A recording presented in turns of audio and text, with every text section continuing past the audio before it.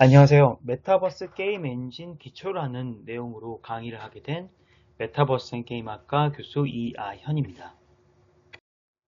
저는 이 메타버스 게임 엔진으로서 유니티 엔진을 소개해 드리려고 합니다.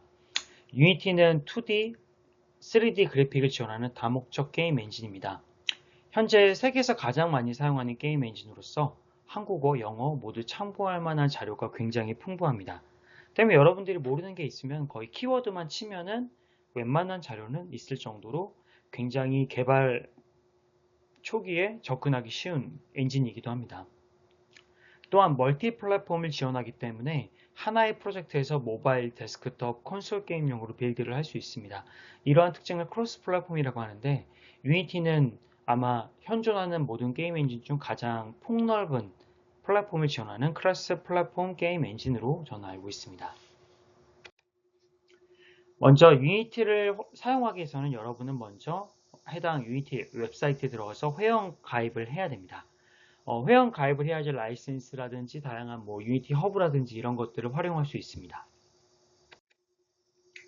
네, 이메일이나 비번 같은 거 입력을 해서 가입을 하실 수 있고요. 아니면 구글 아이디로도 가입을 할 수 있습니다. 유니티 허브를 먼저 설치를 하셔야 됩니다. 유니티 허브의 경우에는 유니티는 버전마다 좀 차이가 큽니다. 그 말은 뭐냐면은 버전이 바뀔 때마다 상당히 많은 내용이 업데이트되고 심지어 UI가 바뀌는 경우도 있습니다. 때문에 유니티를 개발하는 개발사 입장에서는 보통 특정 버전으로 게임을 개발했다 싶으면은 그 특정 버전의 게임 개발했던 그 유니티 에디터 버전을 말 그대로 그 게임을 서비스하는 동안에 유지시키는 경우가 많습니다. 왜냐면은 그 유니티 게임 엔진을 변경하게 되면은 기존에 되던 것들이 안 될 수가 있기 때문에 그래서 유니티 개발하는 개발사 입장에서는 이러한 버전이 굉장히 큰 리스크이기도 합니다. 그래서 유니티 허브를 통해서 보통 유니티 개발하시는 분들은 여러 개의 버전을 동시 사용하는 경우가 많습니다. 유니티 허브를 실행하시면은 이렇게 아까 그 회원가입하셨던 아이디로 로그인을 하셔야 되고요. 유니티 허브가 뜨게 되면은 여기에서 최초 라이센스를 등록을 하셔야 됩니다. 여기 매니지 라이센스를 클릭을 하게 되면은 여러분들 라이센스를 추가를 할 수 있습니다.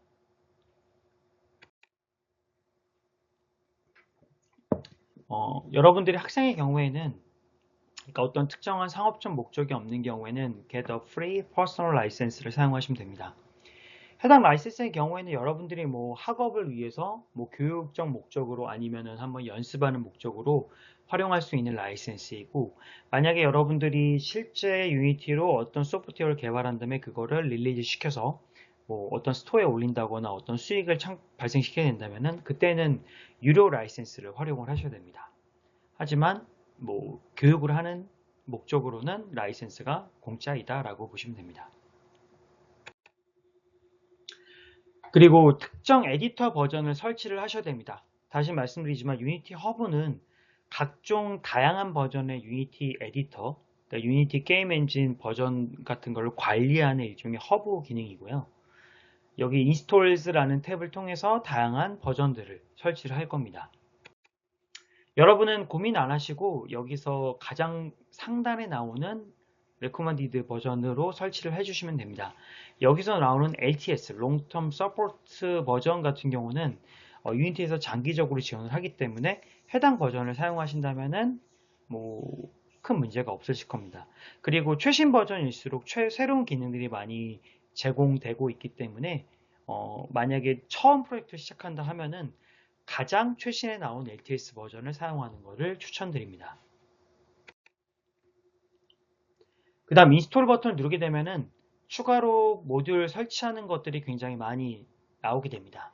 여기서 너무 고민 안 하시고 그냥 기존에 있는 거에 한국어 정도만 클릭해서 컨티뉴 하셔도 되고 아니면은 안드로이드 빌드 서포트라든지 iOS 빌드 서포트 혹은 웹이라든지 필요한 내용 같은 거를 추가 설치하시면 됩니다. 만약에 내가 설치하지 않았다라고 하더라도 차후에 에디터가 설치되고 난 뒤에도 여러분들이 추가 설치할 수 있기 때문에 그렇게 많이 고민 안 하셔도 됩니다. 그 다음은 비주얼 스튜디오를 설치를 할 겁니다. 보통 비주얼 스튜디오에서 많이 쓰는 게 VS 코드 많이 쓰시죠. 비주얼 스튜디오 같은 VS이기 때문에 같은 거라고 생각하실 수 있는데 스튜디오랑 코드는 엄연히 다른 속성의 그 IDE라고 보시면 됩니다. 그래서 비주얼 스튜디오의 경우에는 여러분들이 뭐 C샵 같은 거 많이 개발할 때, 그러니까 .NET 프로그램 개발할 때 많이 활용했을 겁니다. 여기서는 유니티 엔진과 직접적으로 연결된 에디터로 사용을 할 거예요. 그래서 그냥 설치를 하는 게 아니라 꼭 옵션에서 유니티를 사용한 게임 개발에 체크를 하셔야 됩니다. 이게 예전에는 자동으로 체크가 되어 있었는데 제가 최근에 몇 번을 설치할 동안에는 얘가 체크 해제가 되어 있는 경우가 많았습니다. 이렇게 되면 어떤 문제가 생기냐면은 유니티 개발 과정에서 보통 거기 있는 스크립트 파일들을 더블 클릭하게 되면 자동으로 비주얼 스튜디오가 열리게 됩니다. 그때 비주얼 스튜디오가 열렸을 때 파일 오픈만 하지 실질적으로 내가 지금 활용하고 있는 프로젝트를 연동하지 못하는 경우가 있어요. 그 연동시키려면 추가적으로 세팅을 하고 해줘야 되기 때문에 여러분들은 꼭 설치할 때 이 유니티를 사용한 게임 개발에 체크를 하고 설치를 해주시면은 거의 별다른 설정 없이도 바로 유니티와 그리고 비주얼 스튜디오 왔다 갔다를 자유롭게 하실 수 있을 겁니다.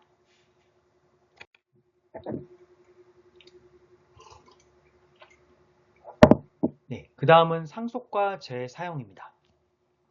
지금부터 2장에 말씀드린 내용은 유니티가 어떠한 개념으로 구성이 되어 있고 어떠한 형태로 우리가 개발을 해야 될지 개념을 잡기 위한 과정이라고 보시면 됩니다. 아마 지금 이 수업을 들으시는 분들은 아마 최소 파이썬 아니면 C++ 혹은 가장 대표적인 객체 지향 프로그래밍인 자바 같은 프로그래밍 언어를 한 번쯤은 교육을 받으셨을 겁니다. 지금 말씀드린 거는 객체 지향 언어 특성인 자바와 같이 상속이란 개념을 사용을 하고 있어요.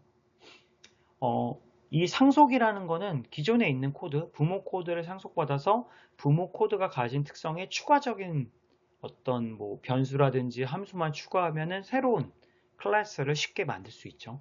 보통 우리가 그런 이 상속과 같은 경우는 코드 재사용성 그리고 코드 생산성을 높이기 위해서 활용을 많이 합니다. 한번 예를 들어 보겠습니다. 상속으로 만든 몬스터.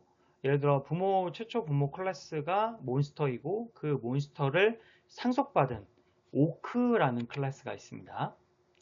그리고 이 오크라는 클래스를 상속받은 오크 시프터, 그러니까 오크 대장, 두목줌이라고 할게요. 그 오크 두목 클래스가 있습니다.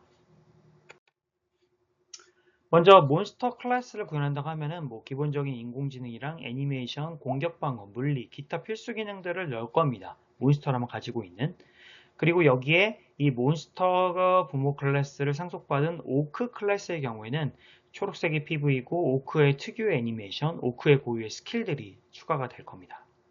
그리고 이 오크 클래스를 상속받은 오크 치프턴의 경우에는 뭐 대장 모자, 그리고 대장이니까 강력한 스킬 같은 것들이 추가가 될 수 있을 겁니다.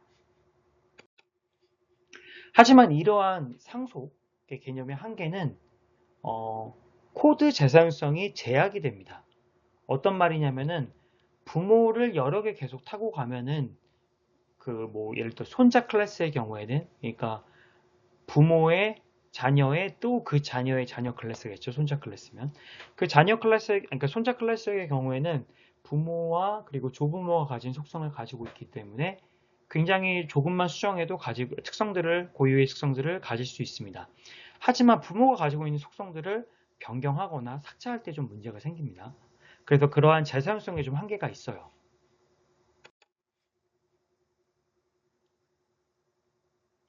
한번 보겠습니다.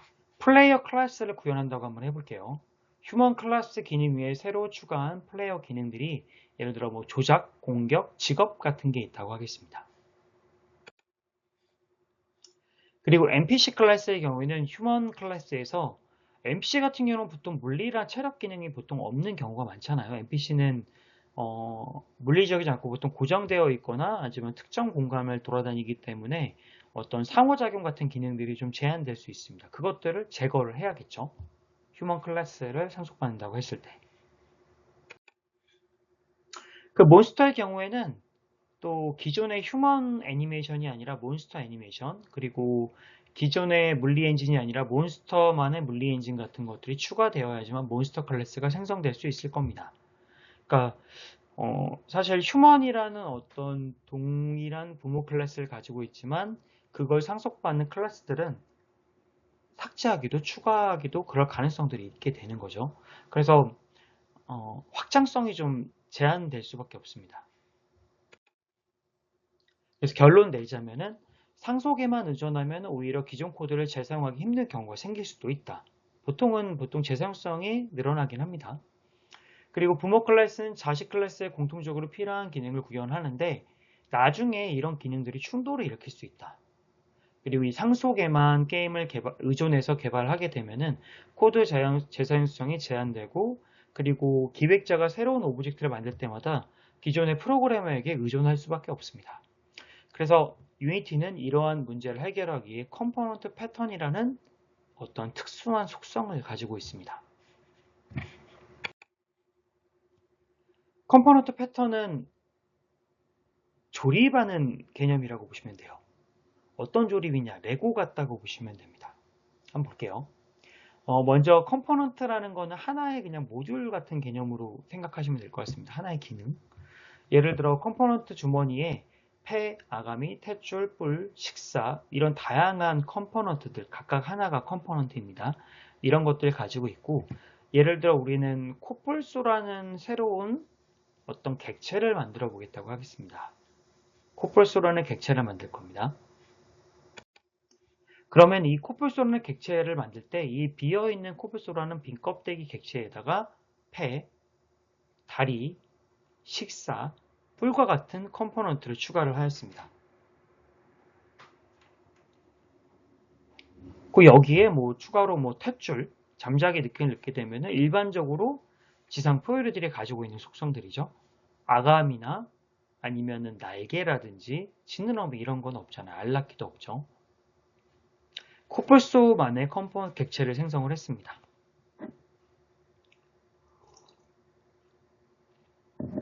그러면 이렇게 생각할 수 있어요. 저렇게 객체를 컴포넌트 하나하나 추가해서 만든다면은 결과적으로 저러한 객체들을 만들 때마다 저렇게 컴포넌트를 추가해야 되는 거 아닌가요? 라고 물어볼 수 있습니다. 근데 기본적으로 유니티는 객체를 만들면은 그 객체 컴포넌트가 한 10개쯤 달려있다고 하겠습니다. 그러면 유니티는 그 객체 자체를 복사를 할 수 있습니다. 굉장히 편리하죠? 그리고 그 객체 할치를 또 갖고 와서 거기다가 새로운 컴포넌트를 코드적으로 추가해서 또 다른 객체를 생성할 수 있어요. 일종의 상속처럼 활용할 수 있는 거죠. 다만 변수라든지 함수 개념으로 기능을 붙이는 게 아니라 컴포넌트별로 붙이기 때문에 굉장히 이런 기능 추가, 삭제, 제거, 변경 등이 쉽고, 또 장점은 뭐냐면은 해당 컴포넌트들을 예를 들어 프로그래머가 미리 개발해 놨다고 가정을 해보겠습니다. 참고로 유니티라는 어떤 게임 엔진 툴은 굳이 프로그래밍 언어를 교육받지 않아도 기본적인 기능을 사용하는 데는 큰 문제가 없습니다. 때문에 디자이너들이 게임을 기획을 하고 디자인을 한 다음에 프로그램에게 컴포넌트들만 개별적으로 개별을 요청해도 가능하다는 것이죠. 물론 대부분 유니티 개발하는 사람들은 보통 프로그래머가 담당을 하고 있긴 합니다. 애니메이션을 제외한 부분들은. 하지만 실질적으로 프로그래밍 교육을 받지 않아도 컴포넌트만 확보되어 있다면 게임을 개발하는 게 가능합니다. 또 한번 이번에는 어류입니다. 상어에다 한번 넣어볼게요. 포유류와 다르게 아가미, 지느러미, 잠자기, 알라키 등이 추가가 될 수 있겠죠. 그래서 우리는 코뿔소와 상어를 구분했고, 더 크게는 사실 포유류와 어류를 구분할 수 있는 객체와 컴포넌트들을 구성했다고 볼 수 있습니다. 여기에 독수리의 경우에는 포유류의 속성의 일부와 그리고 어류의 속성인 알라키, 거기에 그 조류만의 독자적인 특성인 날개 같은 것들이 추가될 수 있겠죠. 그래서 이렇게 그 공통적인 컴포넌트에서 완전 구분되어질 수 있는 객체를 생성을 할 수 있습니다. 그리고 다시 말씀드리지만 이런 객체는 마치 부모 클래스를 상성해서 활용하는 것처럼 얘를 복사하는 게 굉장히 쉽습니다. 다시 정리드리면은 게임 오브젝트와 컴포넌트의 특징은 컴포넌트 방식은 미리 만들어진 컴포넌트를 빈 껍데기인 게임 오브젝트에 조립하는 방식으로 보시면 돼요. 그러니까 원하는 것을 다 넣을 수 있어요. 그리고 컴포넌트 방식의 세 가지 장점.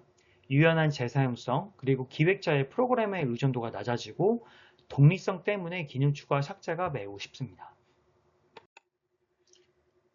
컴포넌트의 독립성은 게임 오브젝트는 기본적으로 그냥 단순한 빈 껍데기에 불과하고 여기에 컴포넌트는 우리가 기능으로 볼 수 있어요. 그것들을 우리가 원하는 기능을 얻게 되면은 그 객체는 뭐 플레이어가 될 수 있고 NPC가 될 수도 있고 건물이 될 수도 있고 아니면 아이템이 될 수도 있는 거죠.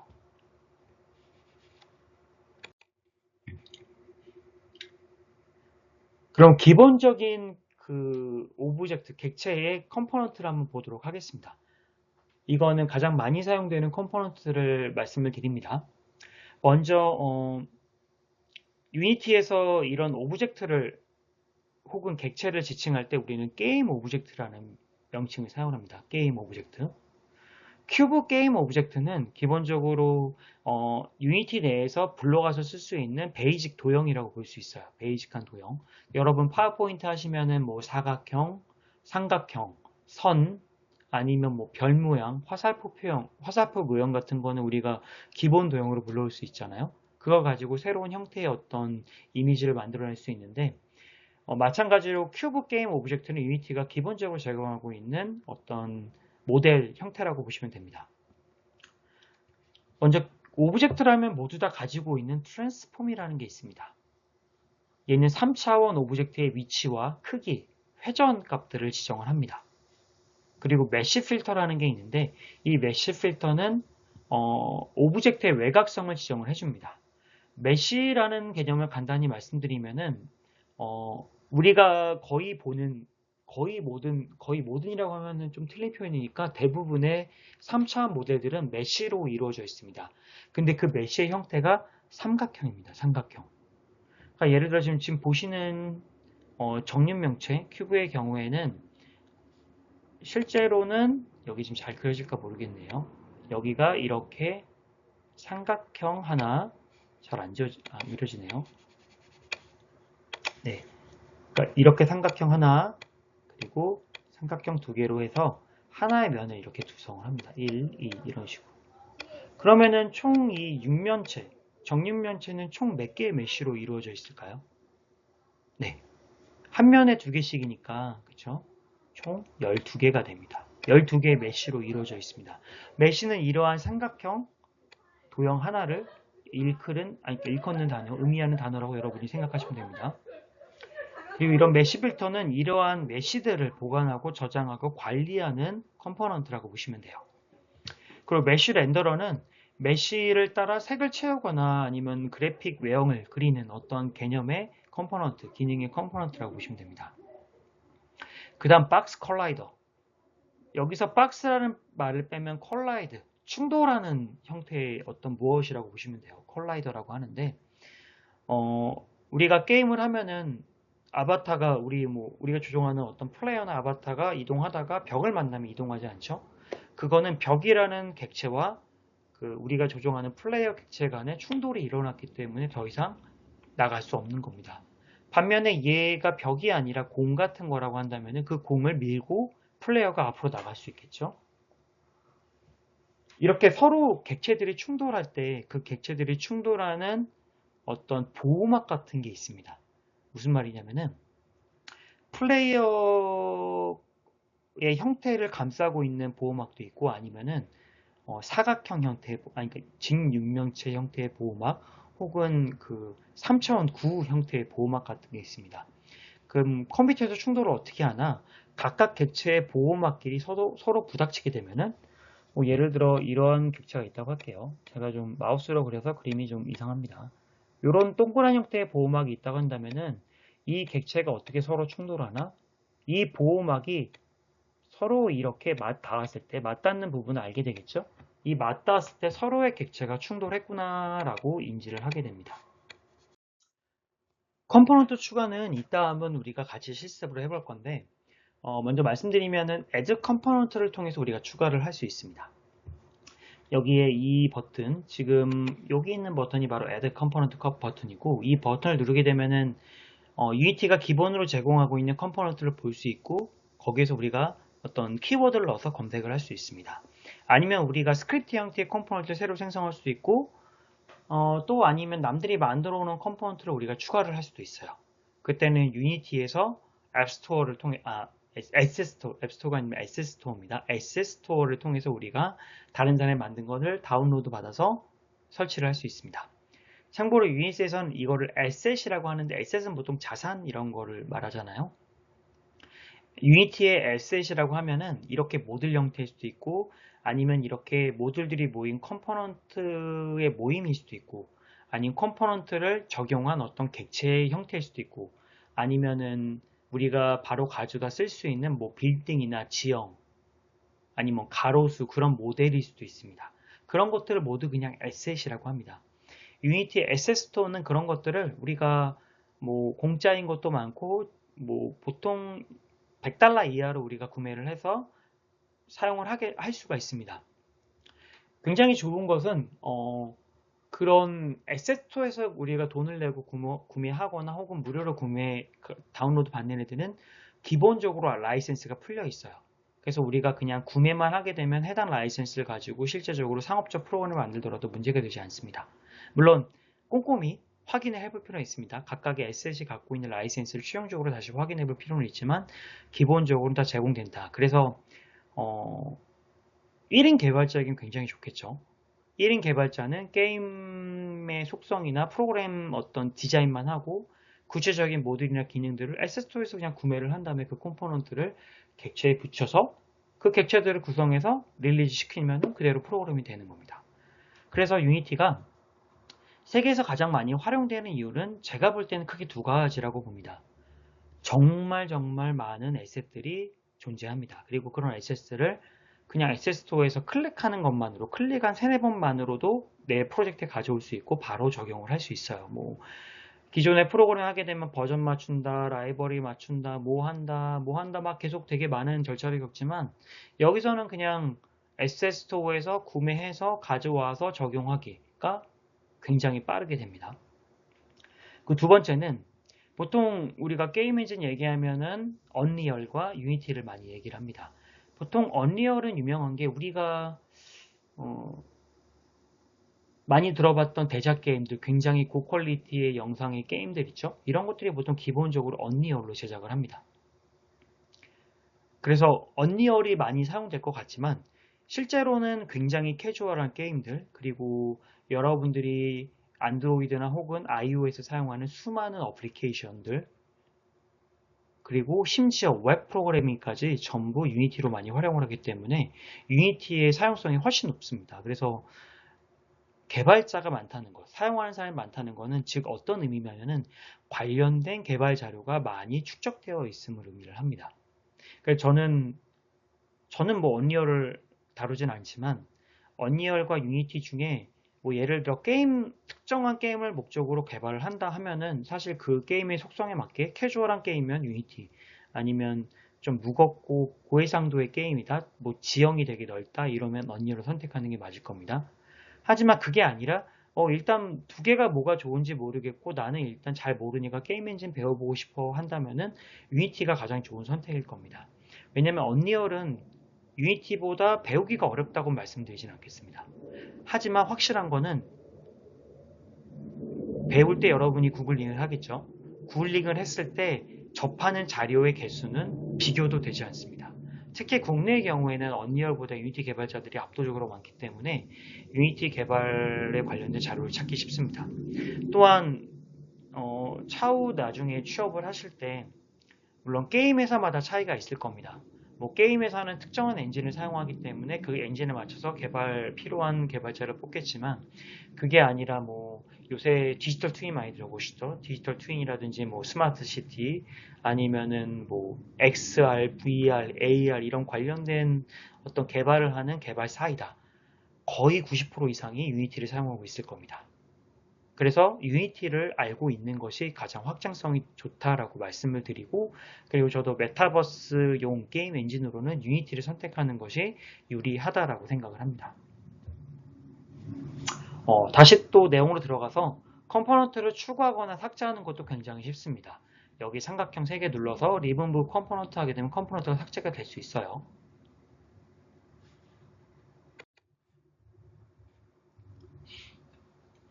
한번 어떤 느낌인지 말씀드리겠습니다. 여기서 박스 콜라이더라는 컴포넌트가 있습니다. 이게 뭐냐면은 아까 말씀드렸던 박스 형태의 충돌하는 보호막 같은 거라고 했죠. 그 형태가 없다면, 콜라이더가 없어진다면 충돌을 할 수가 없습니다. 왜냐면은 서로 객체가 충돌했구나라는 걸 컴퓨터가 인식하는 방법은 서로의 콜라이더, 그러니까 아까 말씀드린 보호막이 서로 충돌했구나, 서로 맞닿았구나라는 걸 인지합니다. 근데 큐브의 박스 콜라이더를 제거하게 되면 보호막이 없어진 겁니다. 그래서 충돌할 수 있는, 연산할 수 있는 기능이 제거했기 때문에 충돌하지 않고 그냥 그대로 떨어지게 됩니다. 이따가 한번 이렇게 낙하하는 거, 그러니까 그 중력에 의한 자유낙하 한번 예제를 한번 우리가 그 실제 실습을 통해서 한번 확인해 보도록 하겠습니다. 그리고 마지막으로 유니티의 특성 중에 하나가 바로 브로드캐스팅입니다. 브로드캐스팅을 간단하게 말씀드리면은 브로드캐스팅은 방송이죠. 네, 전체 방송이란 기능을 통해서 컴포넌트들을 제어를 합니다. 여기서 유니티는 모든 컴포넌트가 모노 비헤이버라는 클래스를 상속을 합니다. 그리고 모노 비헤이버를 상속해서 만든 컴포넌트들, 그러니까 즉 스크립터, 코드겠죠. 개체지한 코드입니다.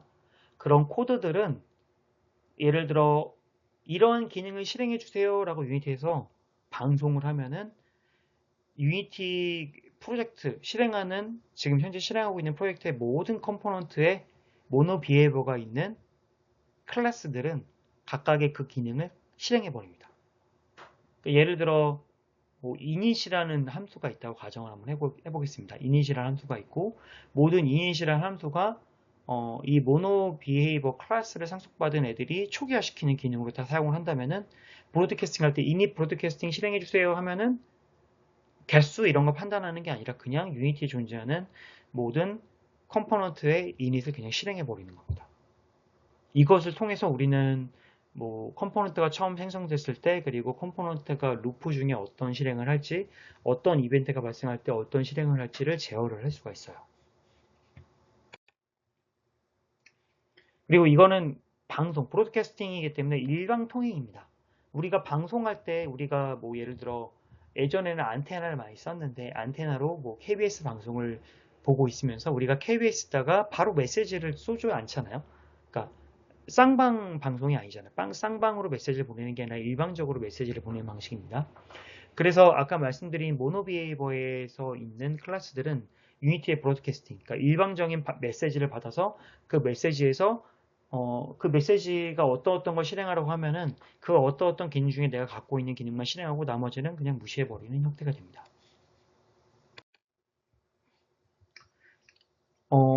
예를 들어 뭐 게임 오브젝트가 이러한 기능들을 갖고 있다고 한번 해보겠습니다. 뭐 eat, play, dance들 각각 컴포넌트들이 다양하게 가지고 있죠.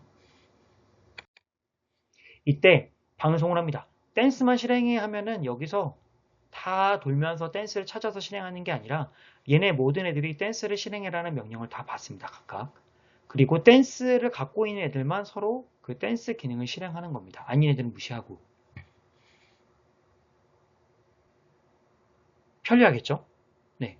우리가 컴포넌트를 몇 개 넣는지 아니면 어떤 객체가 그 컴포넌트 갖고 있는지 고민하지 않아도 됩니다. 그냥 그 컴포넌트에 어떤 걸 실행해라고 브로드캐스팅만 하면은 그냥 실행해 버리는 거죠. 그러니까 아까 예를 들어 이런 겁니다. 콜라이더 같은 게 그런 거예요. 콜라이더를 넣고 이 박스에 콜라이더가 있나 없나 이런 걸 체크할 필요 없이 그냥 콜라이더끼리 있어서 만약에 충돌하는 브로드캐스팅 연산이 된다면은 그냥 콜라이더끼리 그 연산을 실행하고 없으면 실행하지 않는 그런 형태로 보시면 됩니다.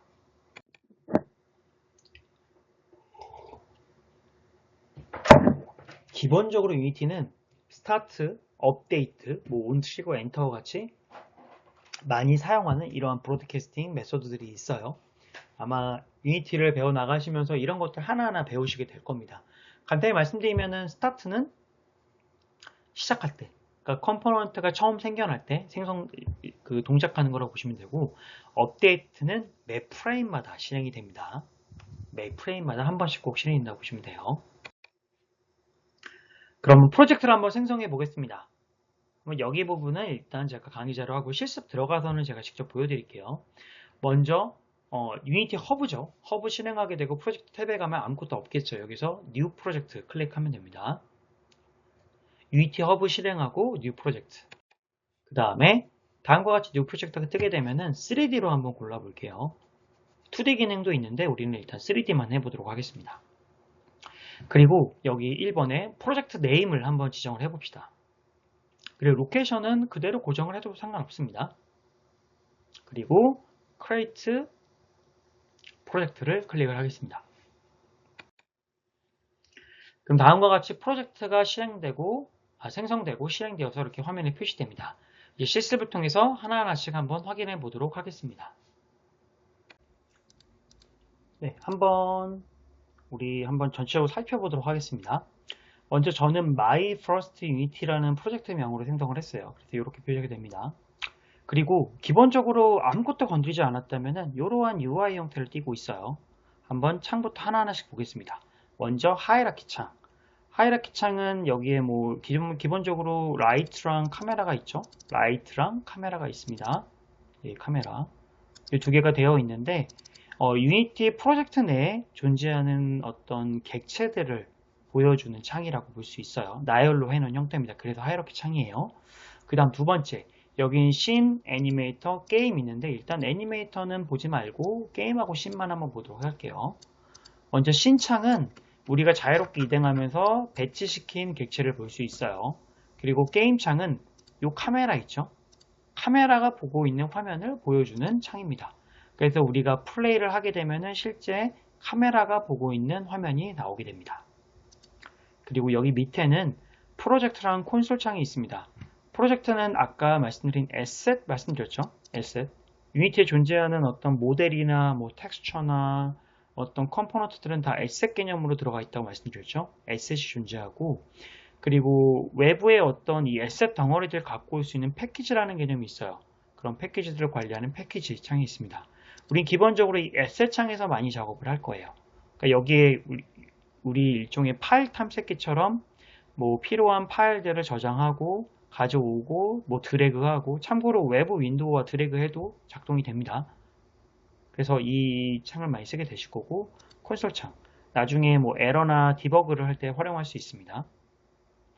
그리고 마지막으로 인스펙터 창을 하고 이렇게 하이라키 창에 어떤 특정 객체를 클릭하게 되면 해당 객체가 가진 컴포넌트들이 다 나오게 됩니다. 한번 볼게요. 먼저 메인 카메라는 총 3개의 컴포넌트가 있습니다. 첫 번째, 트랜스폼이 있어요. 포지션, 로테이션, 스케일, 이동과 회전과 그리고 크기. 그리고 카메라 컴포넌트가 들어가 있죠. 여기에는 카메라의 FOV 속성과 필드 오브 뷰라는 속성이에요. 나중에 한번 찾아보세요. 그리고 아니면 카메라가 보여주는 백그라운드 색깔을 결정할 수도 있고 그리고 카메라가 가까운 데는 어디고 먼 데는 어디까지 볼 수 있는 이 니어 파 플레인을 적용할 수도 있습니다. 그리고 마지막으로 오디오 리스너의 경우에는 유니티는 기본적으로 어떤 객체가 소리를 내잖아요. 그러면은 카메라가 가까이 그 객체에 다가가 있으면 그 소리가 크게 나고 어떤 객체보다 멀리 떨어져 있다. 그럼 소리가 안 납니다. 그리고 만약에 그 소리가 나는데 그 소리 주변에 어떤 성벽 같은 게 있다.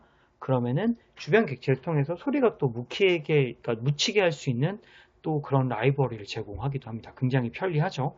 우리가 현실 세계, 물리적인 세계에서 기본적으로 느끼는 것들입니다. 먼저 이제 가장 최초의 큐브라는 3차원 모델을 추가해 볼게요. 좌측 하이라키 창에 플러스 3차원 오브젝트 큐브 누르게 되면 큐브가 하나 추가됩니다.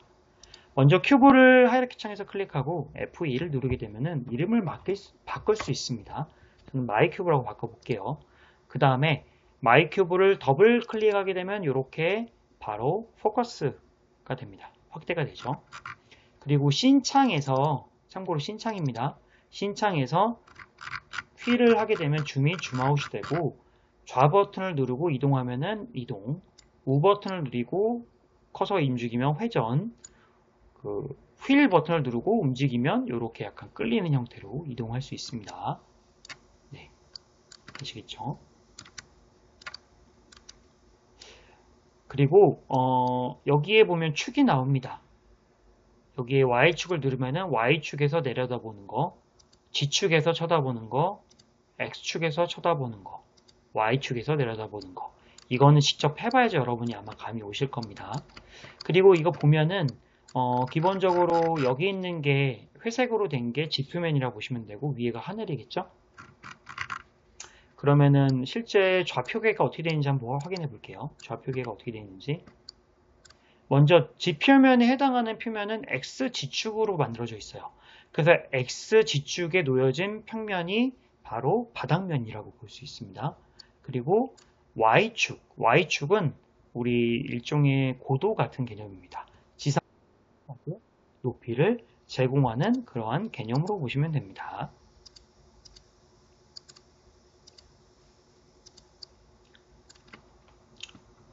지구는 둥그니까 사실 지구의 3차원 좌표계는 그런 개념이 아니지만 그냥 극단적으로 이해해보자면은 우리가 흔히 지구가 평면이라고 한번 생각을 해보고 고도는 Y축 그리고 X축은 경도 같은 느낌입니다. 그렇죠? 미국과 우리는 경도가 다르죠. 경도 기준으로 우리가 각각의 나라의 표준시를 계산을 하잖아요. 지정 기준이 되잖아요. 그리고 위도가 제일 높은 곳은 북극, 제일 낮은 곳은 남극이죠. 위도 같은 개념은 뭐 지축 이렇게 봐도 무방합니다. 사실 X지축은 그렇게 뭐 좌우 북남쪽 개념보다는 그냥 평면에 어떤 놓이는 그런 축이다라고 보시면 되고 Y축은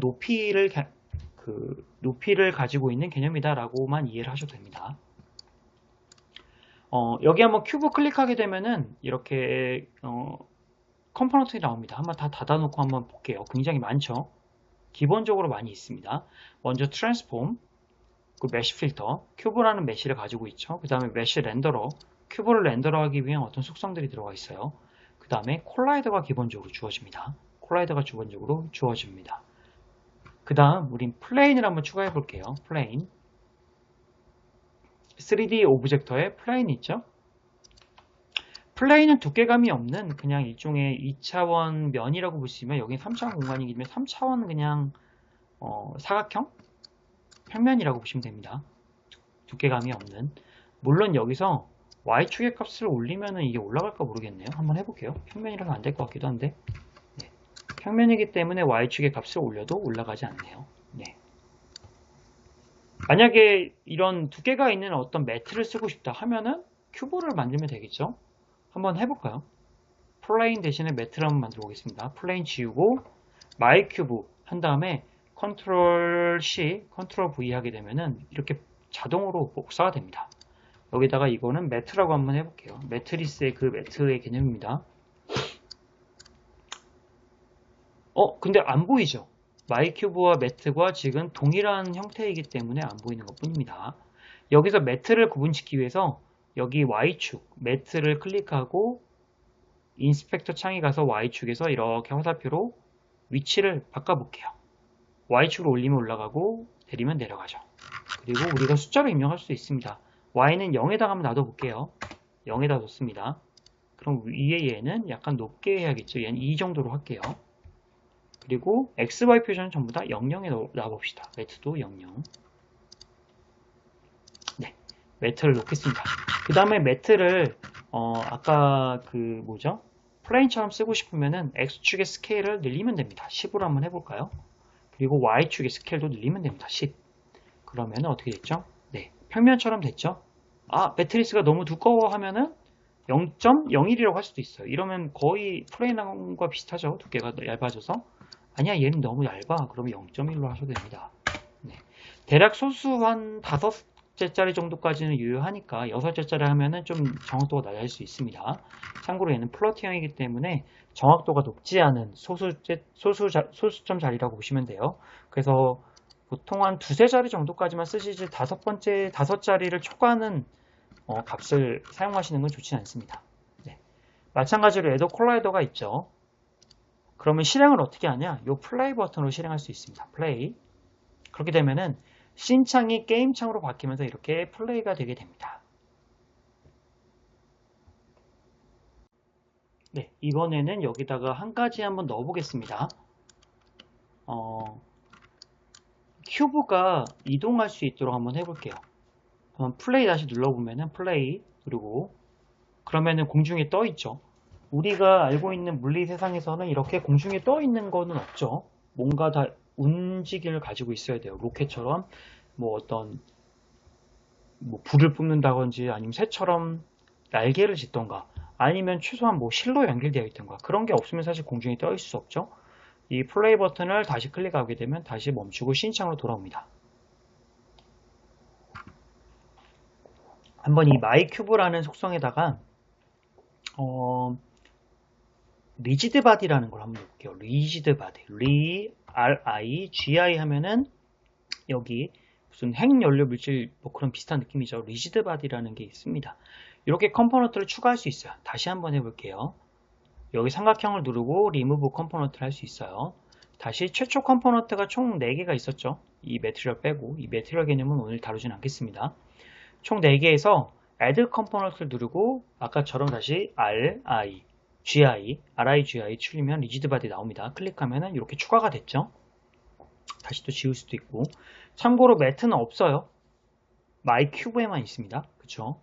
여기에 use gravity라는 게 있습니다. 그래비티 아시죠? 중력이죠. 한번 다시 플레이 한번 해보겠습니다. 플레이 떨어지죠? 어떤 의미인지 아시겠죠? 네, 중력을 받습니다. 네, 중력을 받아요. 한번 그러면은 매트에도 한번 적용을 해볼까요? 매트에도 리지드 바디를 한번 넣어보겠습니다. 어떻게 될까요? 한번 상상을 한번 해보시기 바랍니다. 쟤는 바닥이니까 떨어지지 않지 않을까? 라고 생각할 수도 있겠죠. 한번 실행해 보겠습니다.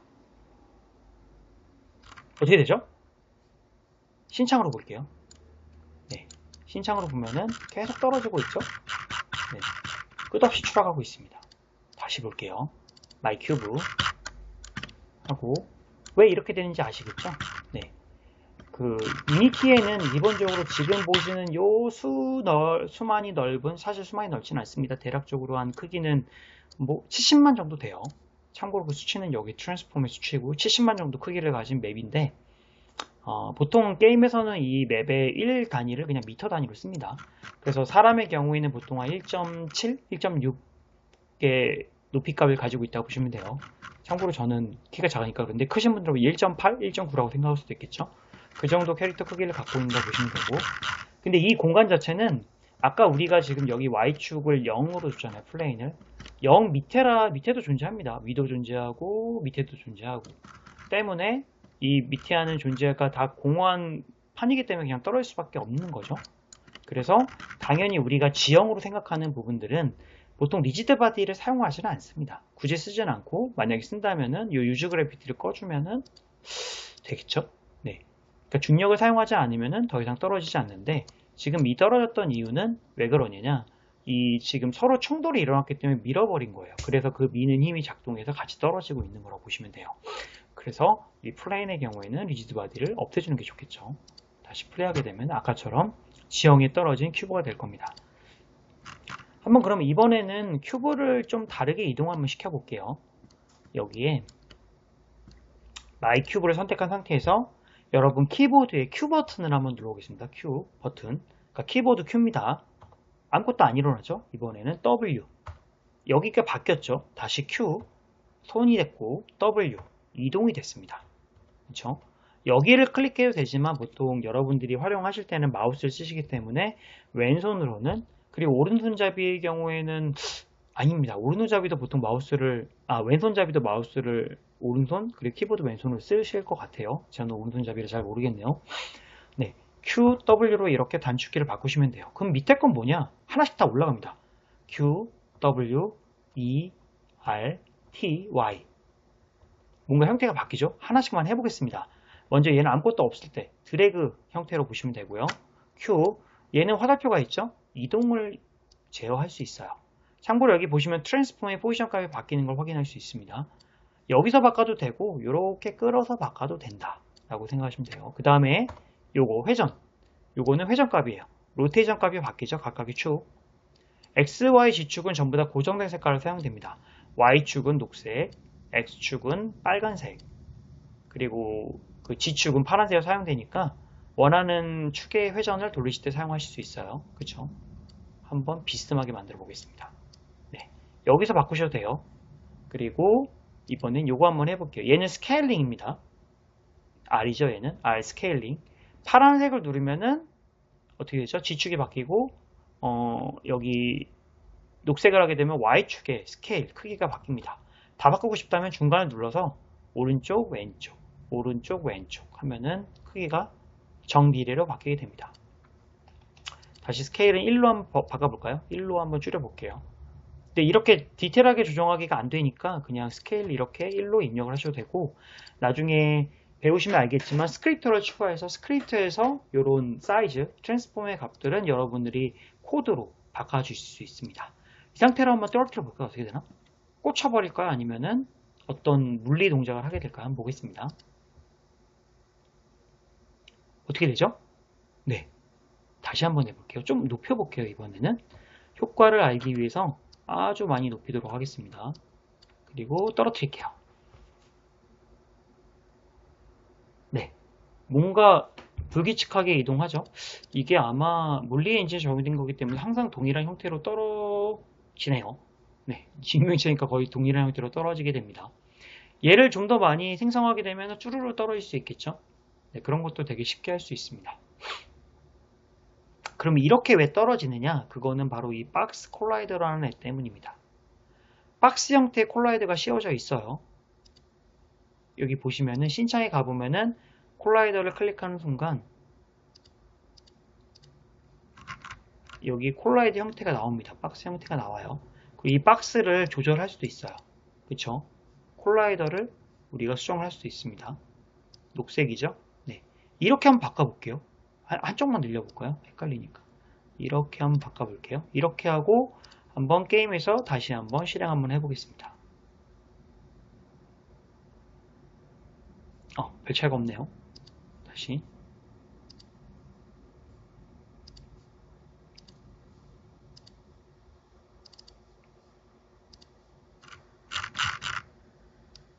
재생 중이어서 그랬던 것 같네요. 다시 플레이. 이상하죠? 그쵸? 이게 왜냐면은 지금 이 박스 콜라이더가 마이큐브와 그리고 매트에 박스 콜라이더가 두 개 존재하는데, 이 콜라이더가 두 개가 서로 중첩되기 때문에, 그러니까 실제 그 유니티가 얘 메쉬의 형태를 다 인지를 해서 충돌을 일으키는 게 아니라 박스 콜라이더만, 이 콜라이더만 가지고 인지를 하기 때문에 이 콜라이더 형태에 따라서 충돌되는 형태가 바뀔 수 있다라는 얘기를 말씀드리는 겁니다. 한번 이렇게 큐브보다 더 큰 박스 콜라이더를 만들어 보겠습니다. 그리고 플레이. 네, 훨씬 이상한 형태로 달라졌죠? 이게 콜라이더가 적용이 돼서 그렇게 되었다고 보시면 돼요. 네, 일단 여기까지 수업을 진행할 거고요. 관심 있는 분들은 유니티 관해서는 유튜브나 아니면 블로그를 통해서 굉장히 다양한 형태의 그런 강의들이 존재를 합니다. 그래서 여러분들 그걸 참고하시면은 원하는 게임을 쉽게 만드실 수 있을 겁니다. 얼마나 원하는 게임을 쉽게 만들 수 있느냐?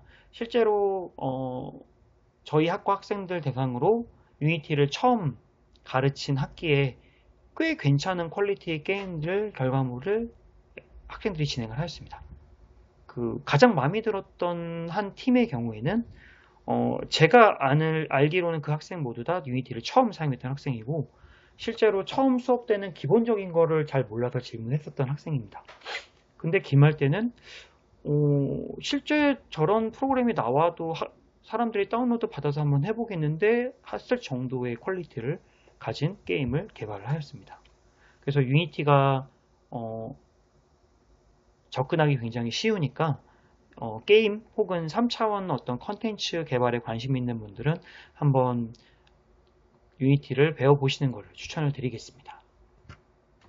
네, 강의는 여기까지입니다. 혹시 궁금했던 부분들이 있으면은 여기 보이는 메일 주소로 연락을 주시면은 제가 답변 드리도록 하겠고, 그리고 아마 수업 내용이 오늘은 굉장히 기본적인 내용을 다뤄서 질문이 딱히 없을 것 같긴 합니다. 그리고 나는 학교에서 뭐 전공은 다르지만 그래도 유니티 한번 배워보고 싶어 하는 분들은 뭐 전공 수업이나 교양 수업 같은 거 들으셔도 되고, 아니면 제가 알기로는 다른 학과의 학생의 경우에는 탁과 수업 들어도 교양 수업으로 되는 걸로 알고 있어요. 그래서 저희 학과의 유니티 관련된 수업들 어떤 게 있나 물어보시고 같이 뭐 수업을 들으셔도 되고, 아니면 청강 형태로 들어오셔서 배우셔도 굉장히 많이 터득을 하실 겁니다. 참고로 개발에서 가장 익히기 쉬운 방법은 수업을 듣고 혼자 책을 보고 연습한다거나 이런 게 중요한 게 아니라 자신만의 프로젝트를 만들어 보는 게 가장 실력이 빠르게 향상하는 길입니다. 저는 참고로 수업 시간에 가장 기초인 파이썬을 가르칠 때도 무조건 자기만의 프로젝트를 만드는 걸 항상 최종 목표로 다루고 있습니다. 그래서 제 수업에서는 유니티 관리된 수업에서는 유니티로 만든 프로젝트를 항상 만들 거니까 수업에 참여하신다면 최소한 어디 가서 유니티를 안다고 얘기할 정도의 실력을 향상시킬 수 있도록 제가 만들어 드릴 거예요. 그래서 한번 관심 있으면은 메타버스 게임학과 수업에도 뭐 관심을 가져주시면 감사합니다.